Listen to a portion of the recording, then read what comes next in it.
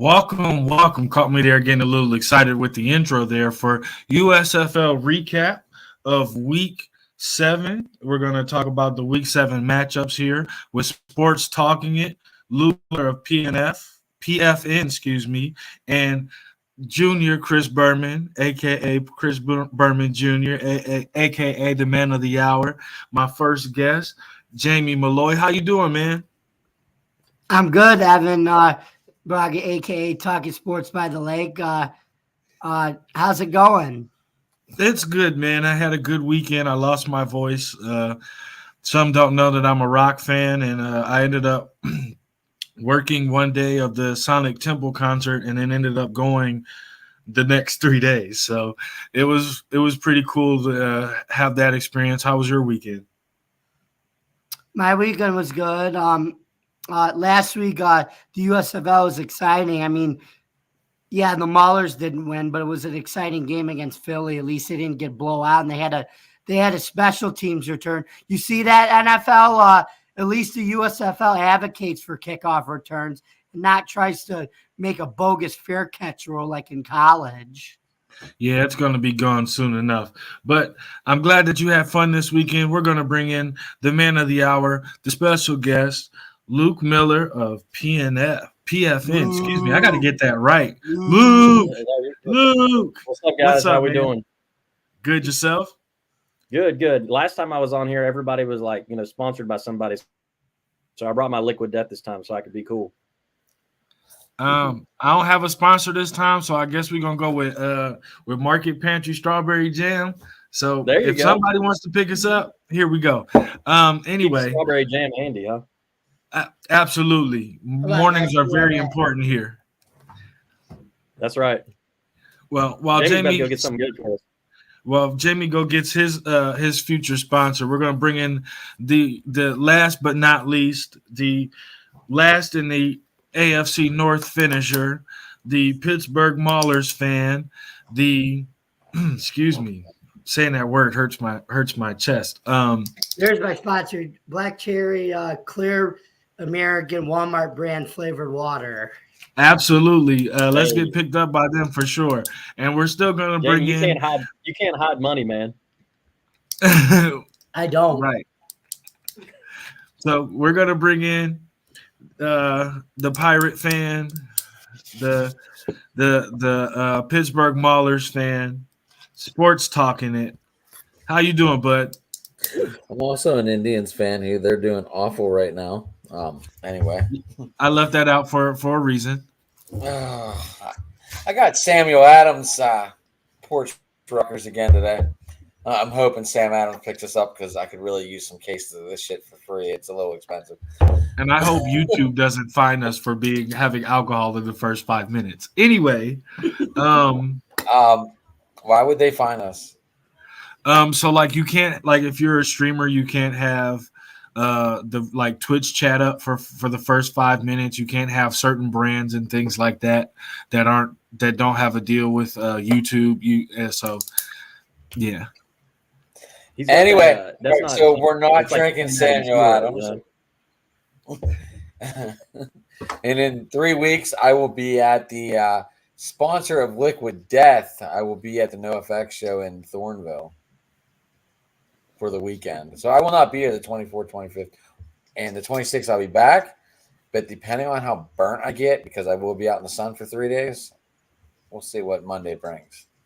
You should treat sunscreen like baby diapers. Get as much as you can.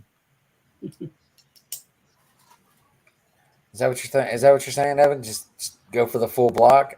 You're gonna have to.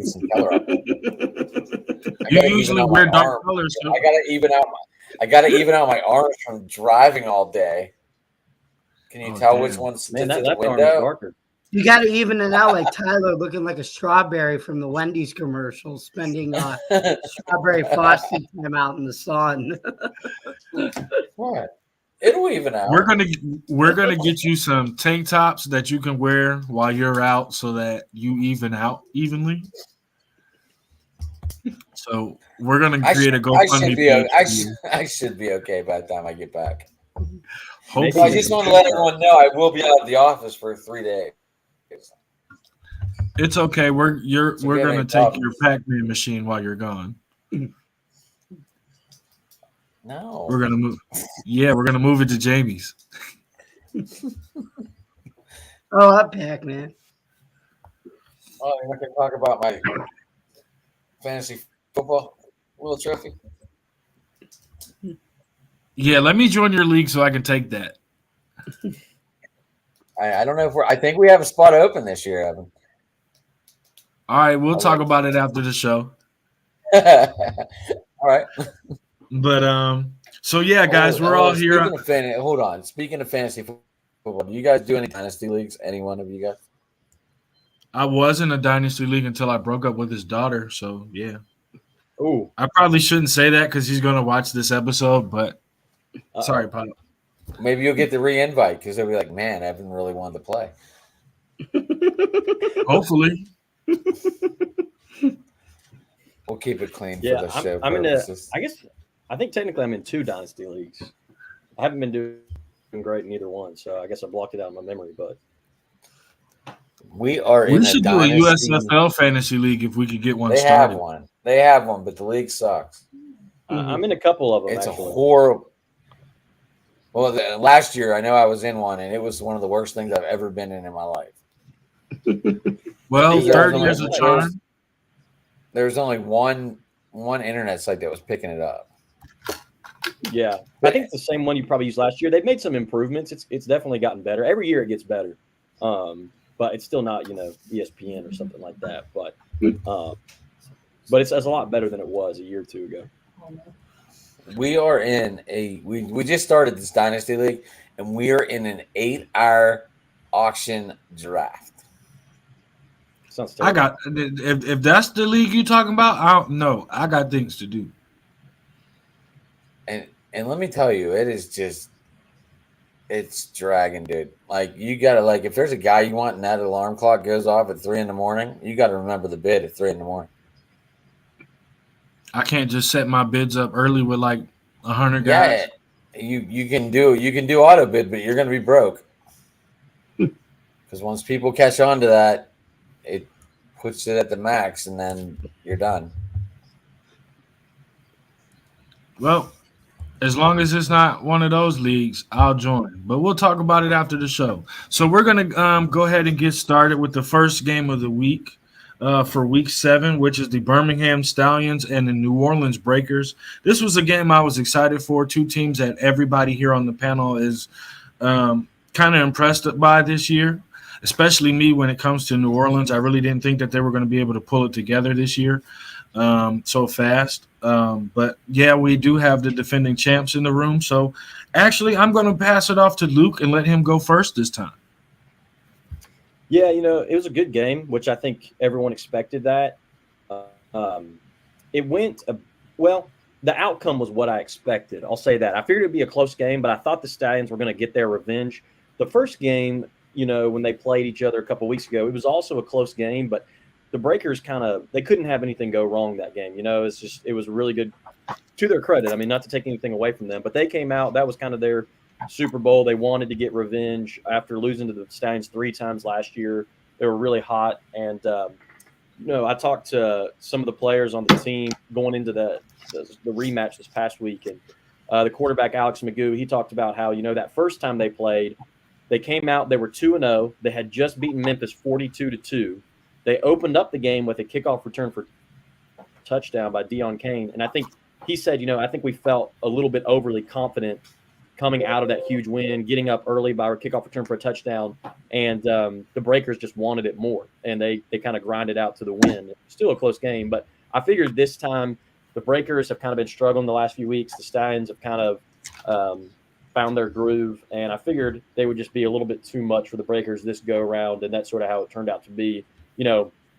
On the one hand, the Breakers are lucky it wasn't, I mean, you could make a case either way. On the one hand, the Breakers are lucky it wasn't worse than it was because the Stallions had a drop pass in the end zone early on in the game.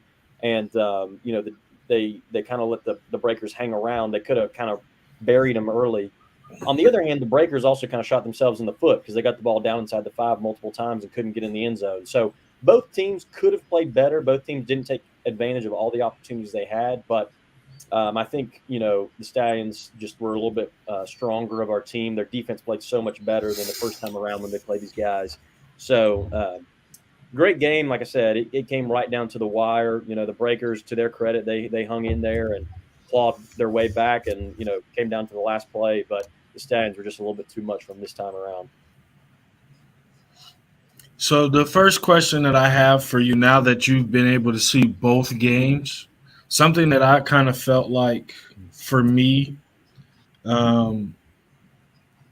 is a question.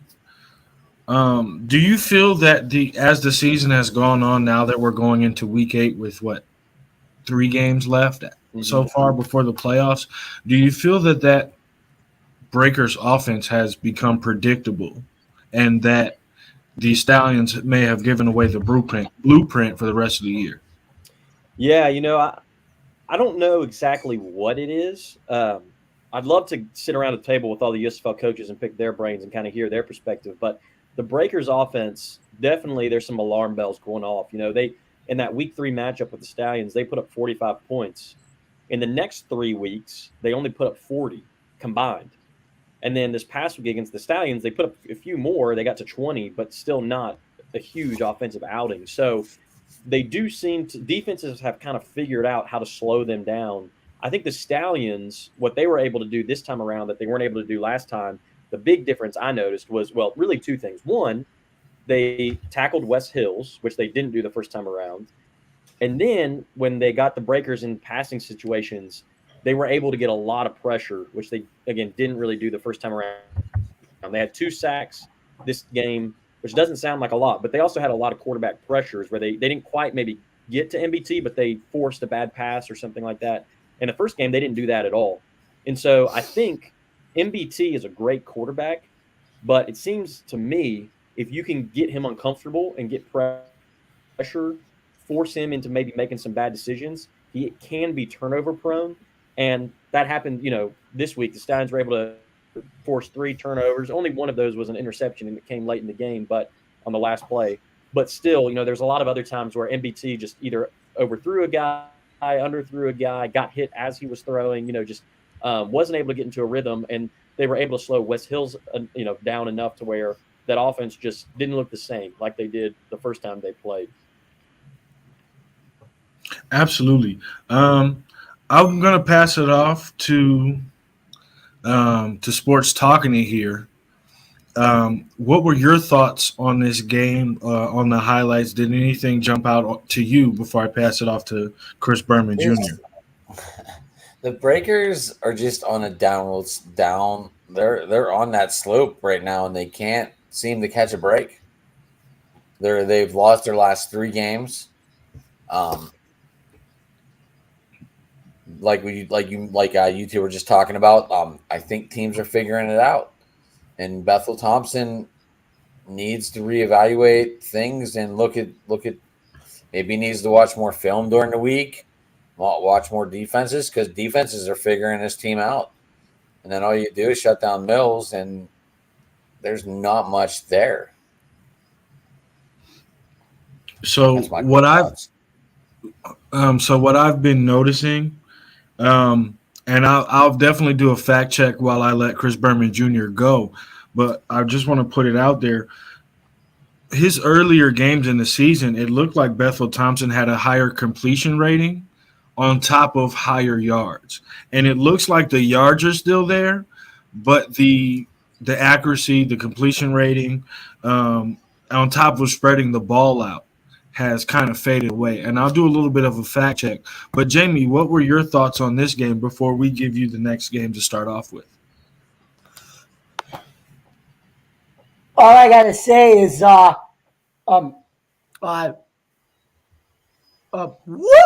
How slippery is Alex Magoo at quarterback for the Stallions? He just whoop! Makes you miss and then whoop! Throws the ball deep. And he just gives you a touchdown, Stallions. Giddy up, horsies. Woo-hoo-hoo. Way to go, bud. We need that every week. I'm going to see if I can get let's cut that out. And I'm going to send it to the powers that be at the Stallions and see if we can get it on the Jumbotron tomorrow at the game. I will cut that as soon as we're done. I love it. I will cut that as soon as we're done. But yes, Chris Berman Jr., I'm going to ask you this. We had the Philadelphia Stars go against the Pittsburgh Maulers, a game that I know you were watching very closely due to the fact that that is our resident team since they're the closest. What did you think of this game?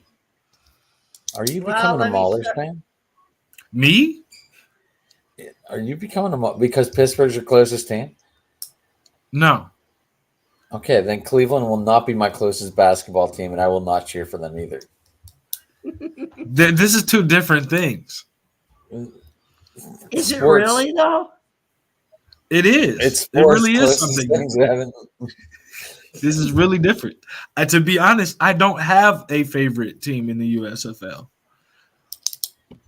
Not to say that I'm not a fan of the USFL. I just don't have a favorite team. All right. But we'll pass it on to you, Chris Berman Jr. He's holding out. All for right, that thank you, North Evan. Ohio Well, Canton. you can talk about this. Has been kind of a tale of two halves so far of the seasons of the USFL. On one hand, you have the Philadelphia Stars, or as Coldplay would have said back in the day, the Philadelphia Sky Full of Stars. Go look up that song. It was an awesome song, by the way. In the beginning of the year, they were just like last year's version, where quarterback Case Cook they started out very rough. They were 1-3. You were thinking, this team was done. And they made a run at the end of the year where eventually they got figured out by Coach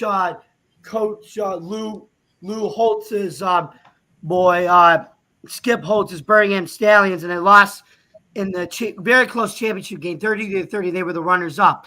This year, same story. These Philadelphia Stars were 1-3, and Case Cook is they're done again. Well, the worm turns, my friends. Now they came into this game 3-3, and the Maulers were 2-4, and the winner of this game was looking to be first place in the Northeast. Well, the one good thing about this game, as Chris Berman would say, this was the first game that was Saturday night on prime time. So anyway, let's get into this game. The first quarter starts out. And what does Philadelphia do to start out? Because they've been struggling. They go a little no huddle, up tempo to start out, and it tires out that Pittsburgh Maulers #1 defense. And they go right down the field. Matthew Colburn, touchdown. Maulers lead. Philadelphia Stars lead 7-0. But then Pittsburgh goes right back. They drive down the field. They convert a 4th and 2, and then they score on a jet sweep to Bailey Gaithier, who was signed with the Baltimore Ravens last year, but only played in 2 games, so he re-signed with the Maulers this year. It gets a touchdown, and the score is tied at 7. But then the meme of the hour, the meme of the USFL, the field goal kicker of the USFL, Luis Aguilar, kicks a field goal, and the kick is good. The Stars lead the Maulers 10-7. But then we say those Maulers special teams as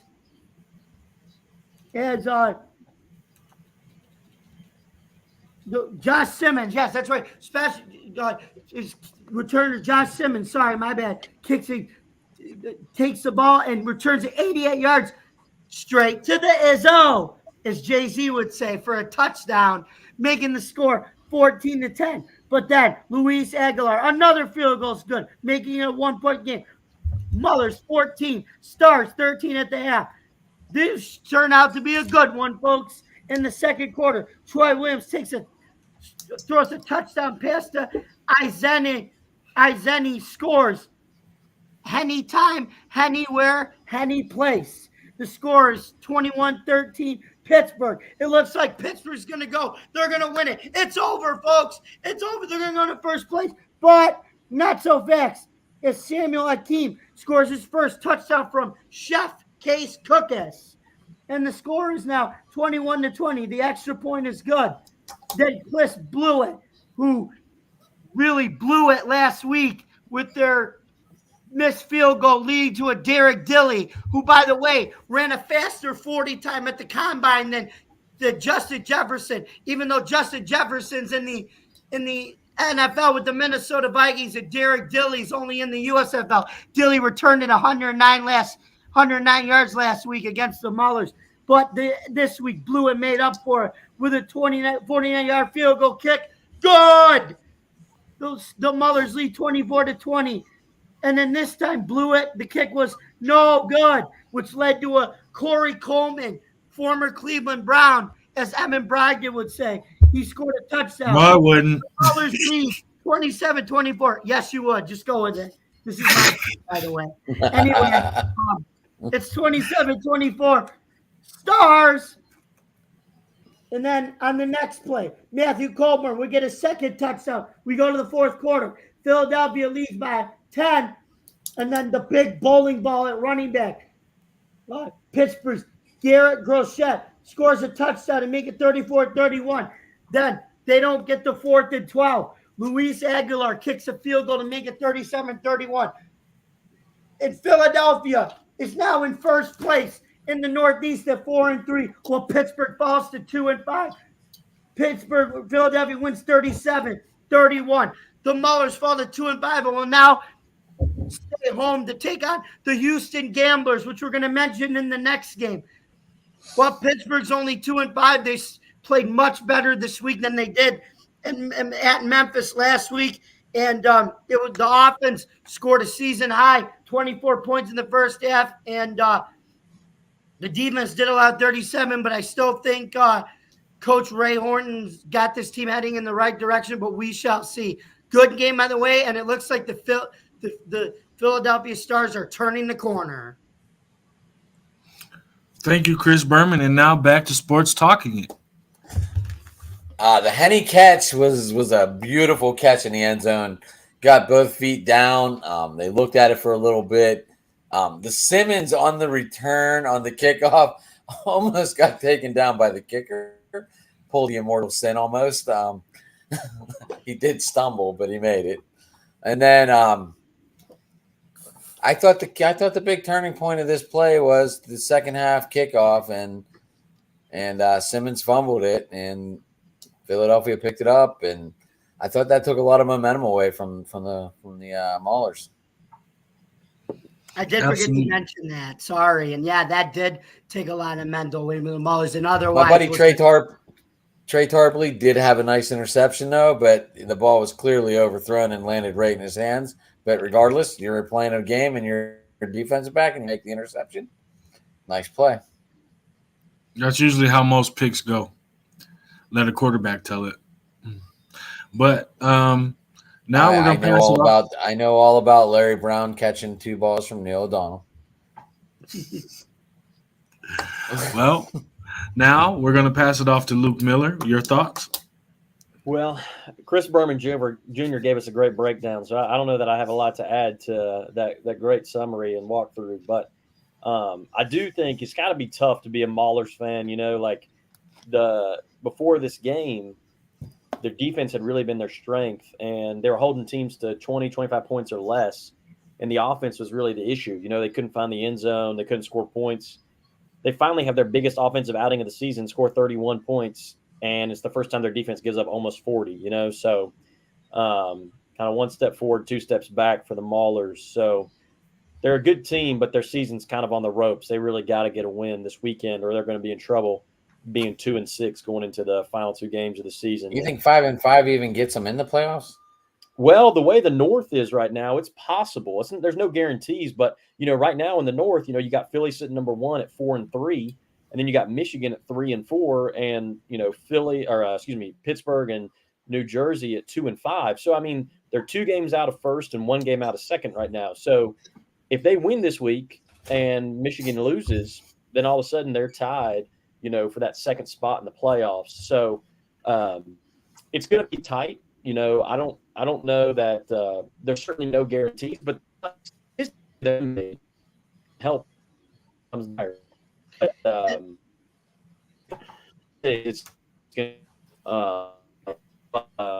but they're on. They haven't made it easy. And like Evan and I talk about, dude, we never count anybody out in spring football, especially what happened with the Arlington Renegades in the XFL. Remember that?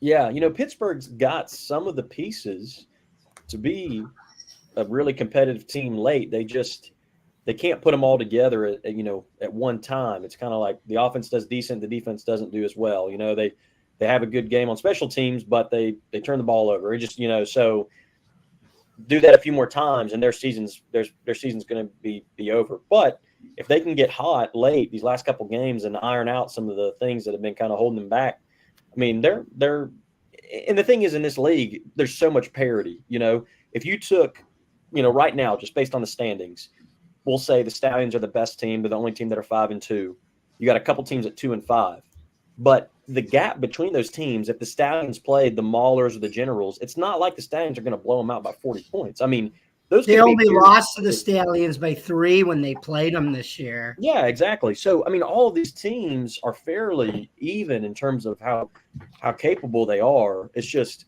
the teams, I think, with a little bit more experience, with some veteran leadership that were successful last year, that's kind of carried over, and they've been able to close out those close games. The Maulers haven't been able to do that. So, and that's the difference with the Stars. I mean, the Stars started off the season rocky, like Jamie talked about, but they've been there before. They made the championship last year. They've got a good coach. They've got a veteran quarterback in this league. Like, they've got all the pieces to make a good run late, and we're seeing that.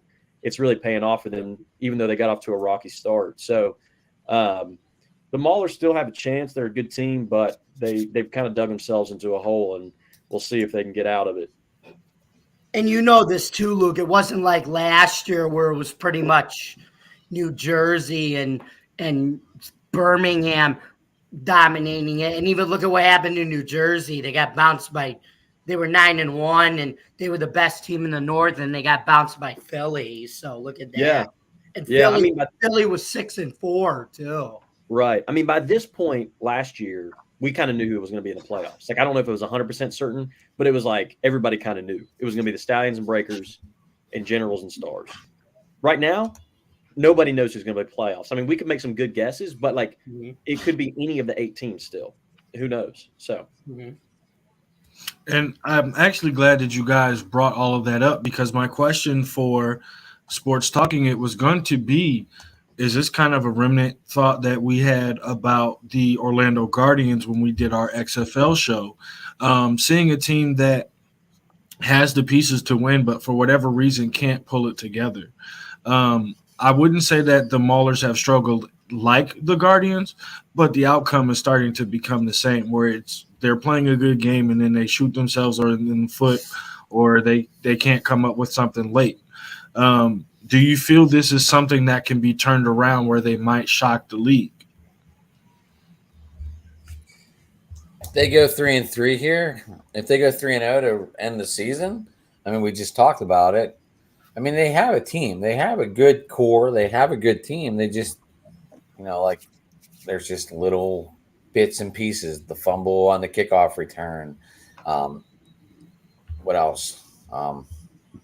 I mean, I felt that was really the turning point of this game this week. And their defense is championship caliber. It's as good as any.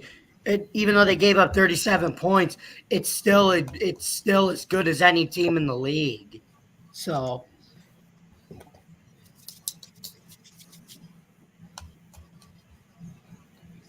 What changes do you think can be made to help this offense or help ball control in general get this team over the hump? Trey Walker wasn't even in the lineup this week.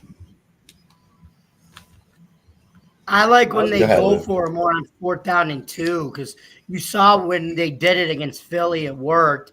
I like when they use their speed guys more on the options with Troy Williams and the jet sweeps and all that. Those work, and when they're effective. Yeah, and why don't they give it to Goshet more? Who's a beast? He's 240 pounds. He's kind of slow. He's slow as molasses though a little bit. That's the thing. Yeah, I mean, I would like to see them when the Stallions played them. The Stallions had a ton of trouble stopping. They did a play where it was kind of a jet sweep quarterback read play where they would do the jet sweep with Isaiah Henney, and if it was there, let Henney take it. If it wasn't there, Williams would read what was happening inside at the line of scrimmage, and he would pull it and keep it. And they had a lot of success with that. So, I mean, for me, I just don't think the Maulers have the personnel at the quarterback position to be a team that really airs it out.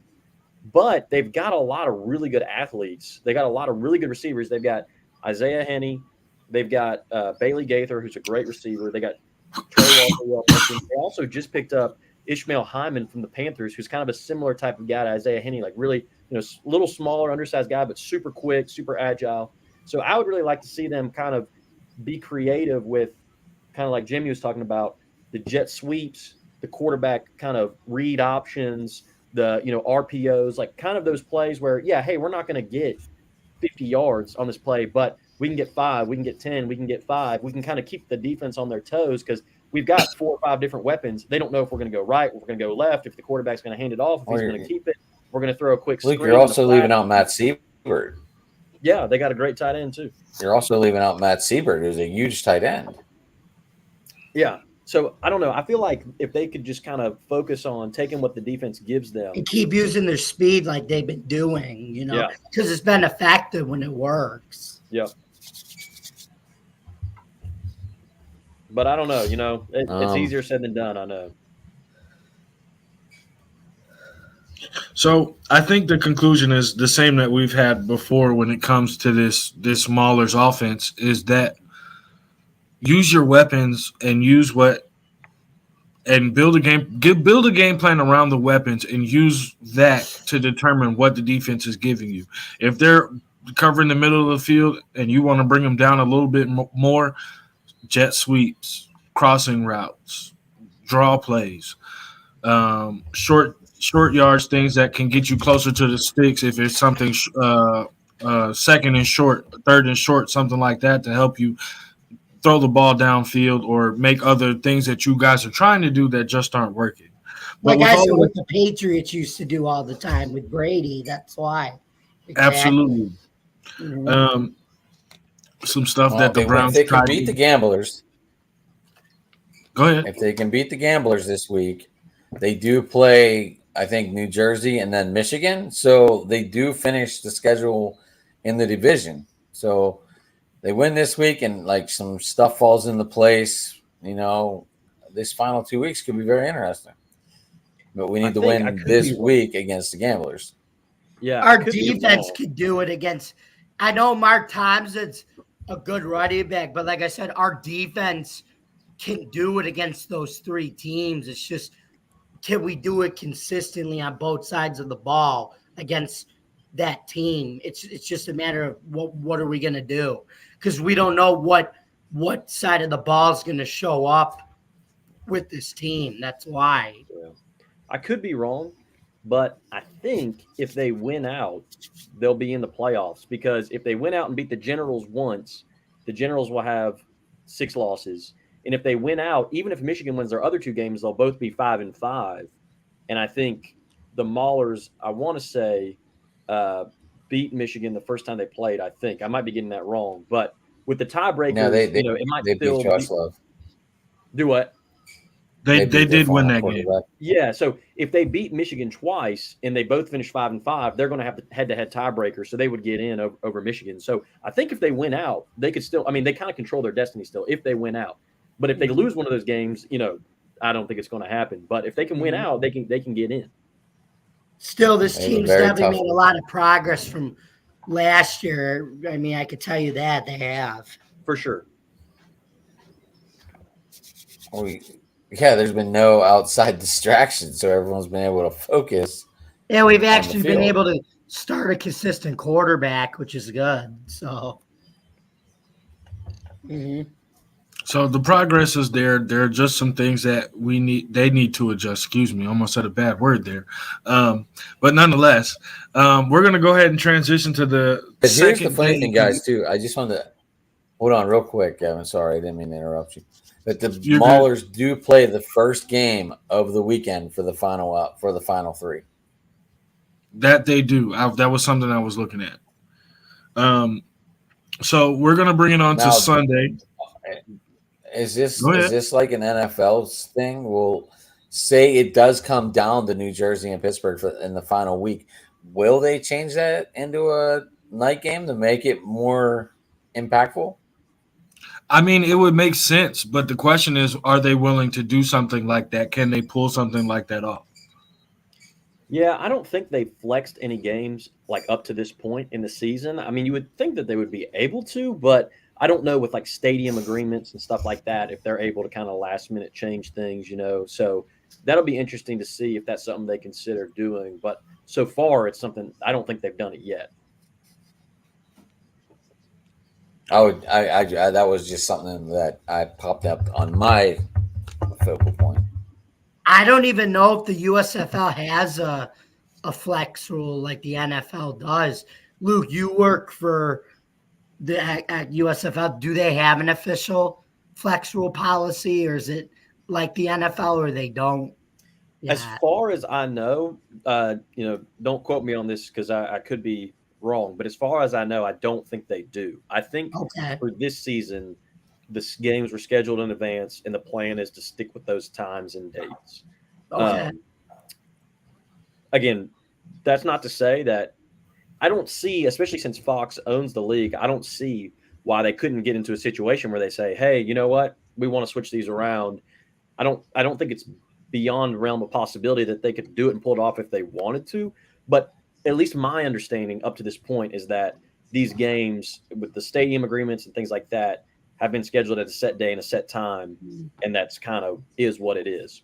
But because sorry, go ahead, and then I'll say what happened with the I'll say what happened with the USFL, because the USFL, the last game of the year, actually did flex a game. They did with the US or the XFL. Sorry, the XFL did actually flex a game, even though it was in its first year. So yeah, no, go ahead and talk about that because that's all I was going to say.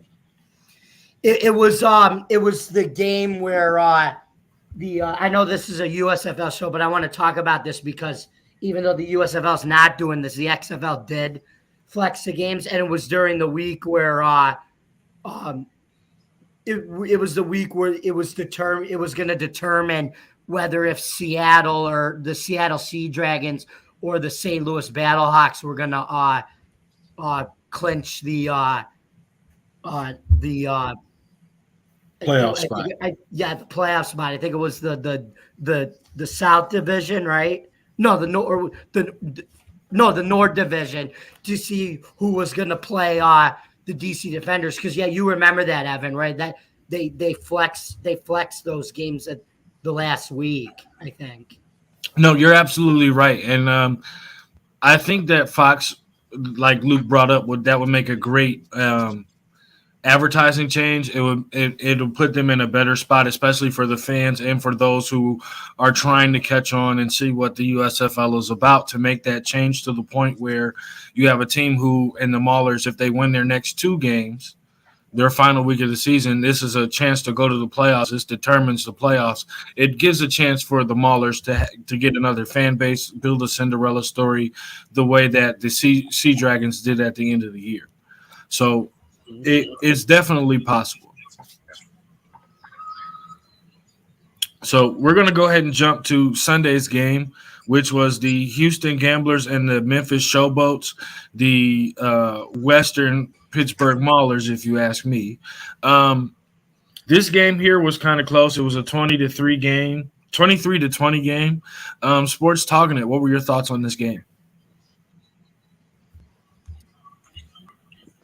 Hold on. What game were we? Sorry, I was trying to find out. I was trying to ask the other people about the flex schedule. So I was not paying attention. You caught me off guard, Evan. Sorry about that. We were talking about the Gamblers and Showboats. Our next opponent tomorrow, the Houston Gamblers at Phantom. Wait, hold on. I did watch this game. They did. Mark Thompson did not have that great of a game. I know he got in the end zone, but it wasn't his type of numbers. They shut him down. Number 9 was running the ball more than him. I don't know his name. Shit. I even watched this game. I feel Hey horrible. man, it's the busy lifestyle that we all live, man. We're chasing a dream here at Driving to the Top Productions. Matter of fact, let's do a shameless plug here while he gets caught up. You can like and subscribe on YouTube. We're on Facebook. You can find us all here, except for Jamie, which is DJ Dog Tags on Twitter. You can find us on Twitch. We're building a Facebook channel as we speak.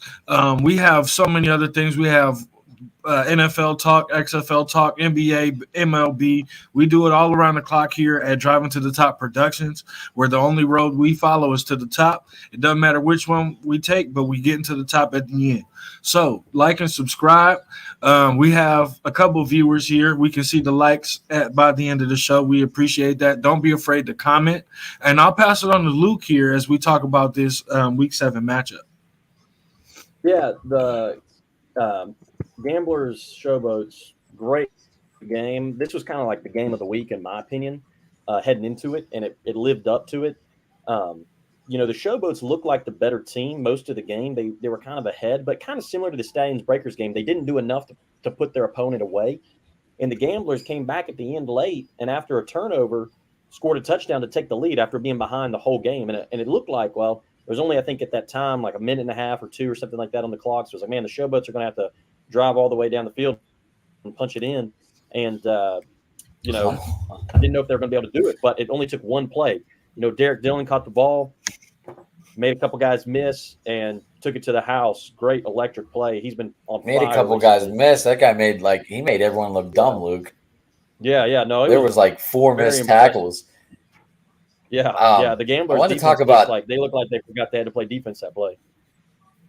How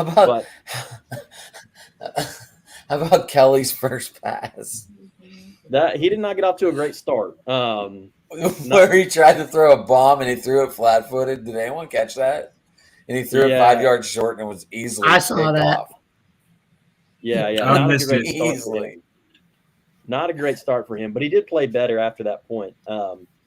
So, the Showboats defense has really, since that week 2 game where they just got demolished by the Stallions and gave up 42 points, I mean, they have looked like a different defense. And their defensive line in particular, I mean, they were just harassing Kenji Bahar every time he dropped back to pass. John Atkins, their nose guard, I mean, that dude was just throwing offensive linemen down left and right like he was playing against a bunch of high schoolers or something like that. I mean, he looked like a man among boys.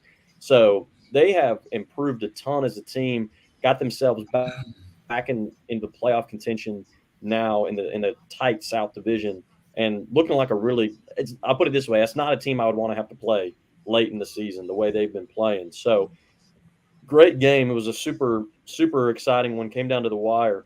If you didn't see it, you should go back and watch the highlights because it was probably the game of the week last week, I thought. And Memphis had a great crowd. Everybody was into it. It was just it was a good atmosphere, good game. And, Memphis was able to pull it out in the end, which I think the Gamblers, they've pulled out a lot of close wins the last couple of weeks, and I think it finally kind of caught up to them. So it'll be interesting to see with both these teams what they're able to do down the stretch because they're kind of on the bubble for making the playoffs at this point. Isn't Memphis in first place? Memphis is in second. Birmingham's in first. Memphis is in second. And then New Orleans is in third and Houston's in fourth. But Memphis, New Orleans, and Houston all have the same record right now. It's just based on tiebreakers, Memphis is in second. It's really turning out that this division is. I was going to say, maybe our old coach, Todd Haley's finally figured it out. It's the quarterback switch, Adam. It's that big 6'7", 250-pound Josh Allen wannabe, or Josh Allen strive to be Cole Kelly. Sorry, not wannabe. Strive to be Cole Kelly. Baby, big game Cole, big game Todd, big game Bob, big game Cole, baby, big game Todd Haley, big game Cole Kelly. Let's go. Absolutely. It's really surprising to me that this division is turning out to be so close. I think next week, if we're all here, I'll give us all a little project and pick after next week's games, pick how this division turns out with everybody being so close. Did anybody else have any other thoughts on this game before we jump ahead to our last game? I think it's funny. Like once we talked about Thompson, like I talked about him coming to the Browns. He really has not done anything. Yeah, because I said I didn't want him, and he knows I'm the chairman of the Browns, so that's how that goes. Is that? Oh, all right. I didn't know. I was dealing with the chairman. Well, you are on YouTube. Couch chairman Evan. Yep, absolutely. Couch quarterback at Talking Sports by the Lake. Hall of Famer 2022. Speaking of Hall of Fame, we might want to go watch the Hall of Fame whenever Joe gets inducted. I know John. I will be there working. I will be working that. Oh, you son of a bitch. We wanted to go. We wanted to see if you wanted to go. I might be going with Johnny. The Indians, they're Guardians, Johnny. If you show up, just send me a text message. I'll be there and I'll come find you. I'll probably be able to help you with some other stuff you might not have experienced. Okay, that's what I like to hear. That's why I'll bring a mini laptop. We'll do a live show. I don't know if we can pull that off, but we'll try. That's definitely a good idea. But no, nonetheless, we're gonna go ahead and jump into our final game here with the with the Panthers and the New Jersey Generals. With the Panthers pulling it out with a 25-22 win here. You know what? I'm going to go ahead and give it to the man of the hour. I'm going to give it to Luke Miller. I'm going to let him bring us home. You know, this one was an interesting one. The Panthers have not looked good over the last 4 games going into this one. 0-4 at home. A lot of offensive struggles.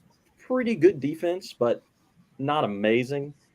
And, you know, their season, again, it's kind of funny because, you know, they were 2-4 going into this game, tied for last in the North.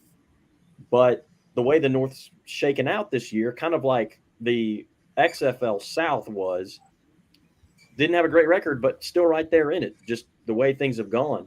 And so huge win for them this week. They stay undefeated on the road. I mean, I guess the secret for them is they can't lose on the road. They can't win at home, to the chagrin of their fans probably. But, you know, Josh Love had a great game, I thought, just relative to kind of how he had been playing. Their defense, give them a lot of credit. I mean, their offense put up 25 points, which, you know, is not terrible, but it's not like an amazing outing. But, you know, the way their defense played, it was enough to get the win. You know, New Jersey, I don't know. You know, New Jersey went 9-1 last year. They lost to the Stallions week 1, didn't lose another game during the regular season, ended up losing in the playoffs, but they looked pretty unstoppable at points last year. And this year, they've really regressed, I think, as a team. And they've had moments where they've looked pretty good. I mean, their defense has been excellent. But offensively, you know, they've tried to kind of do the dual quarterback thing, change people in and out, and it hasn't worked this year. You know, they don't have Kevontae Turpin, who's now an NFL Pro Bowler. Luke, do you think teams figured out Johnson? Honestly, in my opinion, last year, a lot of teams had trouble figuring him out whenever he was on the field because they knew he was going to run the ball. They just didn't know where. But now it seems like they know how to break him down. I think, in my opinion, kind of 2 things. One, I think Johnson benefited last year by having that combo with Perez because, you know, Perez, as we all know, is, you know, like the spring league legend. And so they could kind of change things out, bring Perez out, and it kind of forced, I felt like, defenses to respect the pass a little bit more. Now, obviously, when Johnson came in, they could kind of maybe pin their ears back a little bit more, but I felt like it kept defenses more on their toes. Whereas this year, they haven't had that compliment to Johnson. Like, they've been trying with Lyle Letta the last couple of weeks, but he's not as good as Perez, you know. So I think defenses they've been able to kind of, you know, the Generals' offense has been more predictable, I think, and less dangerous. And again, they don't have some of those same weapons that they did last year, like Turpin. And so I think, and honestly, in my opinion, I think Johnson has still played pretty well when he's been in, but I don't feel like he's been been given as many opportunities at times this year than last year. I mean, 2 weeks ago, he didn't play a snap. This past week, he didn't play a lot, and then he got hurt, and it was a pretty serious injury. Took him out of the game. So in the first couple of weeks when he was playing, I thought he was looking, decent. And if you look at his stats, like I think he's the only NFL quarterback with USFL quarterback with like at least 50 attempts that hasn't thrown an interception. I think his QBR, or not QBR, but his passer rating is the second highest out of quarterbacks that have thrown several attempts behind Alex Magoo. So, like, if you look at his numbers, actually with his arm, he's been pretty decent. And then obviously we know what he can do with his leg. So I don't know. I don't understand why they haven't just given him the reins and just let him take control of the offense, because he was there last year. He knows the system. He can make plays with his legs if stuff isn't there. His arm has been decent. I mean, I don't think the other guys' arms have been any better that they've got. So I don't want to question Mike Riley, because he's a great coach and did an incredible job with them last year. But I don't understand offensively what they're trying to do. And maybe he's seen stuff in practice that I'm not. And there's reasons he doesn't trust Johnson to take control and be the guy. But that inconsistency and that lack of confidence in quarterback, I think, is really holding them back.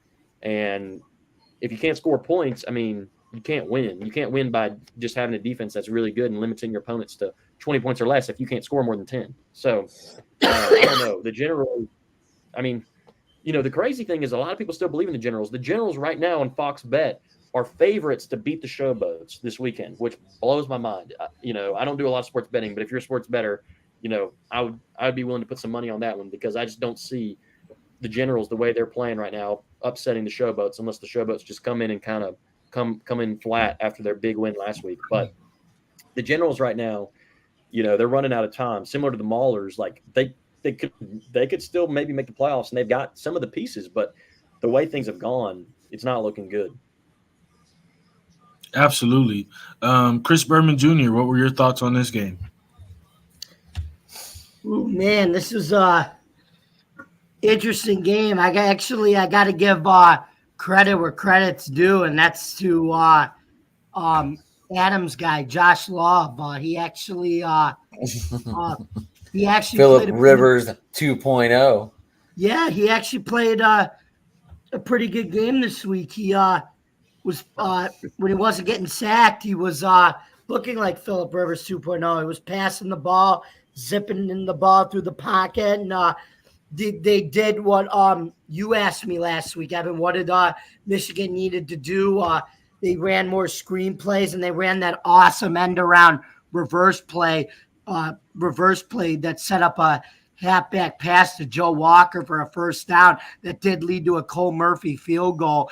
And he ran some screen plays, and he put the game away for a touchdown at the end. He ended up throwing for 264 yards and got Offensive Player of the Week. And I wrote an article congratulating him about it. So, yeah, he got a big win this week. Granted, it was over another 2-14, but it was a divisional rival. And he stepped up this week and finally played well since week 1 when he completed 90% of his passes. Absolutely. And since Josh Love had a good week this week, I wanted to finish it off with his personal fan club over here, Sports Talking It. He had 3 touchdowns. Definitely, I think he's 264, I think. He had a good game, it happens. He didn't throw 6 touchdowns, but whatever. I don't need him to throw any more touchdowns because I need my Maulers to pick up the pace here. Would you take him over Kenny Pickett? No. No. Do you want him to back up Kenny Pickett? No, No, I like him in Michigan. You got Tanner Morgan. You're good you got Tanner Morgan as the backup to Kenny Pickett. You're good there. Yeah, you're definitely finishing last in the division. Was there Mason Rudolph? I don't want to hear it. Mason Rudolph's my boy, though. I like him too. No comment. Anyway, the Arizona iced tea, baby. Right.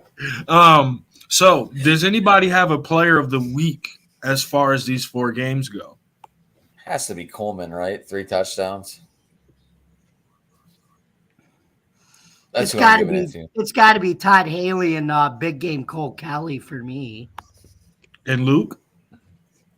I'm going to go with the Showboats as well, but I'm going to go with the defense side of the ball. John Atkins, like I mentioned earlier. I mean, I think if I'm going to, I might get the numbers wrong, but it was something like I think he had 5 tackles, 2 sacks, 5 passes batted down at the line of scrimmage.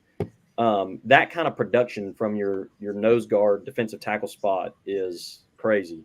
And if you watch the game, I mean, like I was saying earlier, dude just looked insanely dominant. And I think a big part of why they were able to win this weekend. And I don't really have a player of the week, but I am going to go free Scooby Wright as far as the USFL goes here. Get this man on the field. You guys used him last year as one of your flagship players in all your commercials and yeah, absolutely. Free the Shark Dog. And you use them for all your social media content. And now he's cleared and ready to play. And because he got put on the injured reserve, you have this stupid rule that holds him out so that he can't play. That's BS. This league is meant to help guys achieve the dream of getting back to the league or getting to the league for their very first opportunity. You mean this guy, Evan? Yeah.